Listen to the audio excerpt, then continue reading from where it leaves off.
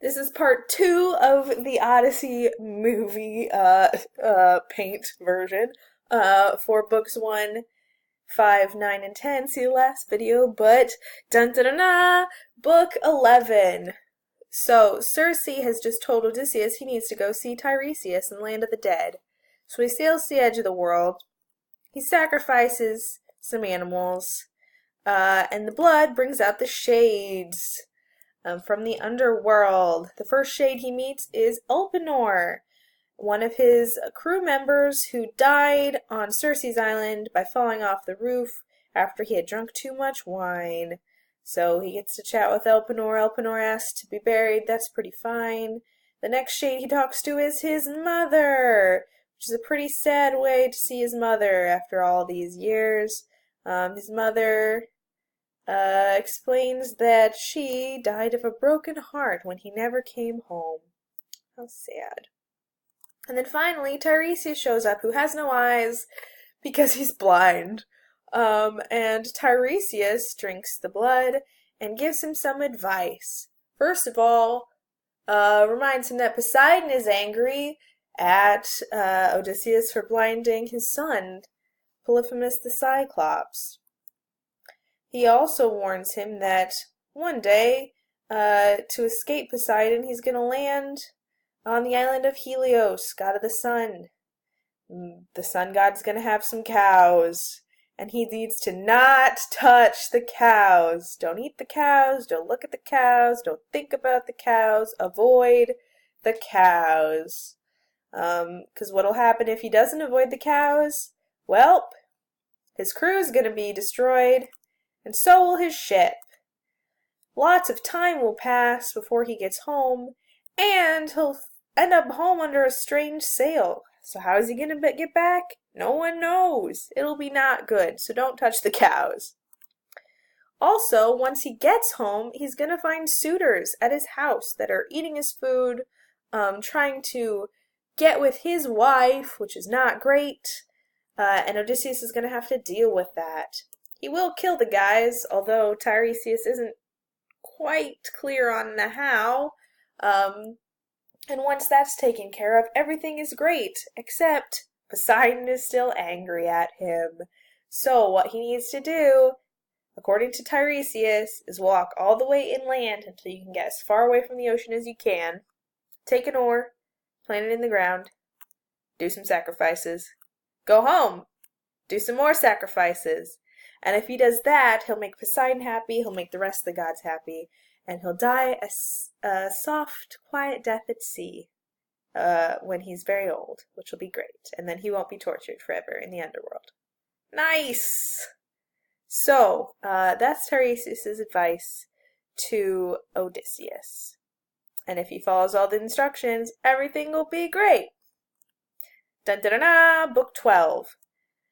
So Odysseus returns to Circe's island. Circe decides, hey, here's some more advice.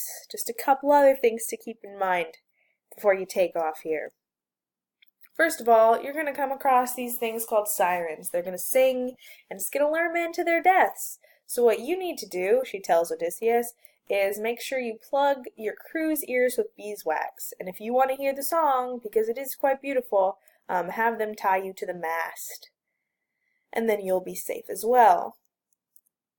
Next, there's going to be 2 paths that you can take. One path has rocks and the other has monsters. Odysseus knows that you can't sail a ship through rocks. That's not going to happen, so he's going to have to take the monster path, which is unfortunate, but it's their only option. With the monster path, Circe tells him, there's going to be a narrow strait with 2 land masses on either side. Both of these have a monster. Monster 1 on one side, Monster 2 on the other side. Monster 1 is Scylla. Looks like Skyla. You say it like Scylla. And this is a giant beast that has 6 heads, very long, snaky necks, tentacles, tons of fangs, 3 rows of teeth. Not great.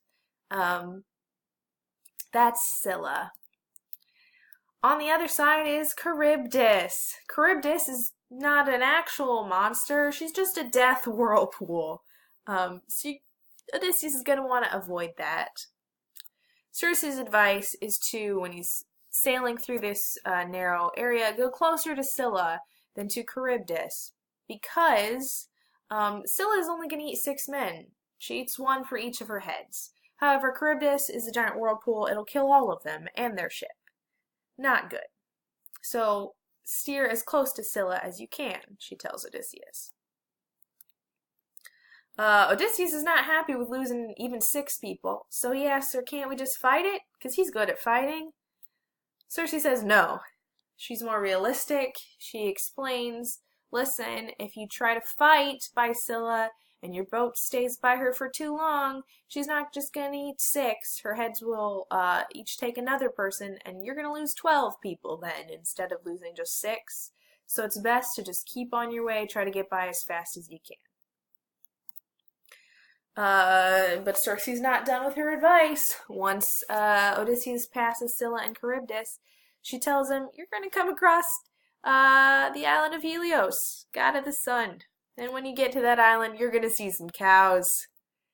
Do not touch the cows. Now, this is the 2nd time Odysseus has heard it. And us as the audience, this is the 3rd time, because we heard it in the very beginning in book 1, too, with the narrator. So we've heard about these cows a lot.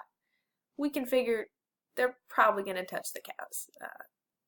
But that's Circe's advice. Do not touch the cows. And Odysseus says, okay, sounds like a great plan. So he tells his crew about the sirens, just the sirens. They plug their ears, they tie him up. And it happens just as Circe says. The sirens start singing. Odysseus asks to be untied from the mast so he can go hang out with the sirens. But the crew, since the ears are plugged, they can't hear him. They leave him tied up, which is great because then he doesn't die. So it works out perfectly. They sail past the sirens and the ocean starts getting kind of scary. The crew starts to freak out a little bit. Odysseus says, it's gonna be fine. Gives them a nice pep talk. Tells them just to follow his lead and everything will be great. It's not great. They come across Charybdis, the whirlpool. They manage to avoid it, but it's still a pretty scary experience. Then they steer next to Scylla, and the crew is freaking out at this point. And 6 of them get eaten, as Circe told Odysseus, but it really couldn't be helped. Because otherwise, everybody would die if they went to the whirlpool. And Odysseus doesn't fight them, like Circe says not to, and they continue on. Eventually, they hit land. The crew says, land! Let's get off! And Odysseus says, let's not do that, because he knows that this is the island of Helios, the sun god, and he's had so many warnings about this place.